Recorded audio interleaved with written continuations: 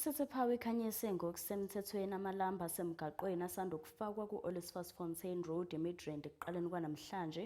Umcimbi wokwethula wenganyelwe imeya yaseGoli uDada Morero kanye no-MMC wengqalasizinda uJack Sekwayila ukhombisa umnyakazo wedolobha ukulwa nobugebengu endaweni. Inkampani kagesi ithi amalamba asemgwaqweni asebenza ngelanga okwavumela ukuthi asebenze uma ugesi ucisha futhi awanayo ikhopha evame ukufunwa kakhulu amasela. Inkampani kagesi eJohannesburg City Power ngokubambisana nomkhandlu waseJohannesburg bakhanyise ngokusemthethweni izibani zomgwaqo eMidrand namhlanje. Lena-ke ngeminye yemizamo yalo mkhandlu yokuqeda ubugebengu kule ndawo ngemuva kwezikhalazo zomphakathi.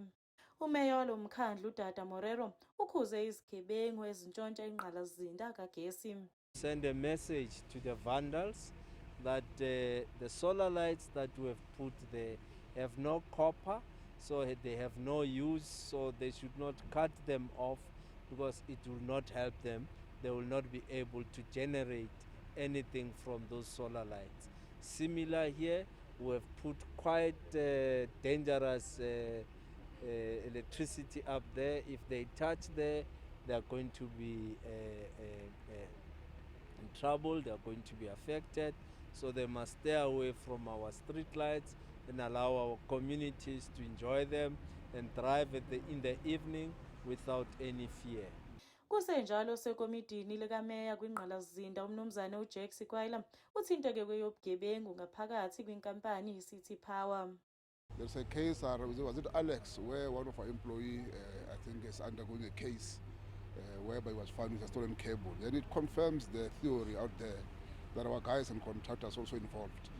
But I think what we can then send message out there is that our public, I'm glad that the owner of the garage was here, so that at least working with private sector, police and everybody to guard our infrastructure. We spend a lot of money for this thing. It's very unfortunate to do this thing and later someone comes and just easily vandalize. But I think internally we have employed quite a number of security companies last year.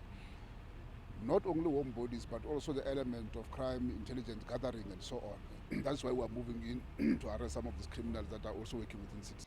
Lolu hlelo kulindeleke ukuba liqhubeke ezindaweni eziningi zalo mkhandlu, kanti-ke kuzokhumbuleka ukuthi-ke ngenkathi umengameli wakuleli uCyril Ramaphosa ehambele kulo mkhandlu wakhala kakhulu ngesimo sengqalasizinda okubalwa phakathi imigwaqo kanjalo nemfucuza. Ezindabeni zeSoweto TV, ngikuNokulunga Mthembu ngiseMidrand.